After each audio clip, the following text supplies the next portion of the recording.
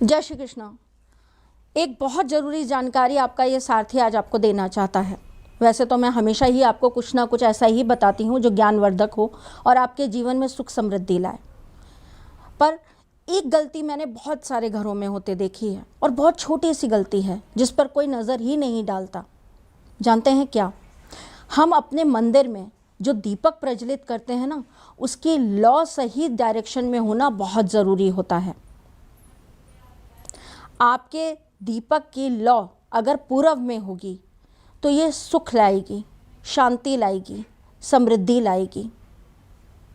अगर ये आपकी लौ पश्चिम में होगी तो ये कहीं ना कहीं आपके दुख का कारण बनेगी।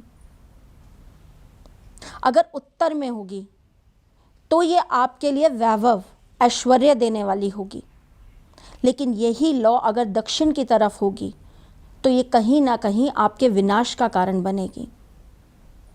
दक्षिण में दीपक की लौ केवल अमावस्या वाले दिन रखी जाती है और वो भी दीपक सिर्फ तेल का होता है। घर के मंदिर के अंदर तेल का दीपक नहीं जलाया जाता। अगर आपको तेल का दीपक जलाना है तो वो आप अपने घर के बाहर जलाइए, बालकनी में जलाइए, या अमावस्या के दिन पितरों के नाम से आप अपनी छत पे या फिर बालकनी में जला सकते हैं या किसी खुले स्थान पर जला सकते हैं। घर में दीपक केवल घी का ही जलना चाहिए। दीपक से कभी भी दीपक नहीं जलाया जाता, और अगर दीपक से दीपक जला रहे हैं आप तो ये ध्यान रखिएगा कि वो जो जलाया हुआ दीपक है उसे आप बुझने ना दें। वो अपने आप शांत हो तभी शांत हो।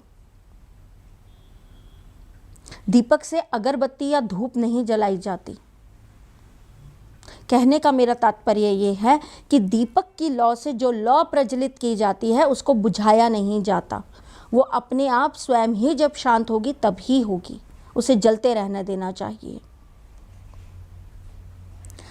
अपने घर का दीपक कभी भी मिट्टी का मत रखिए।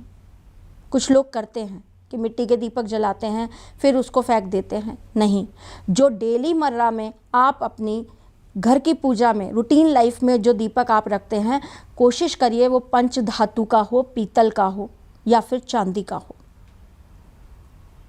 मिट्टी का दीपक केवल विशेष पर्व पर ही लगाया जाता है।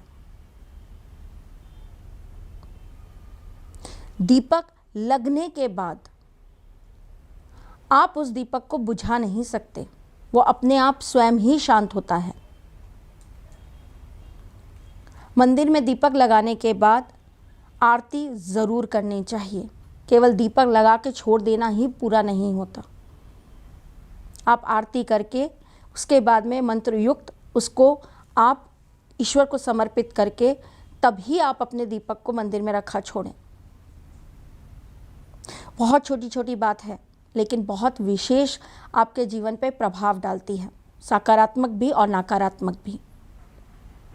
ध्यान रखने वाली बातें हैं, इसलिए आपको ज़रूर बताती रहती हूँ। आशा करती हूँ मेरी बातों से आपके जीवन पे प्रभाव पड़ता होगा। हमसे जुड़े रहिए, हमारे चैनल को सब्सक्राइब ज़रूर करते रहिए। मुझसे बात करने के लिए आप इन नंबर पे कॉल कर सकते हैं, व्हाट्सअप कर सकते हैं, पर आपसे हाथ जोड़कर गुजारिश करती हूँ वीडियो कॉल मत करा करिए।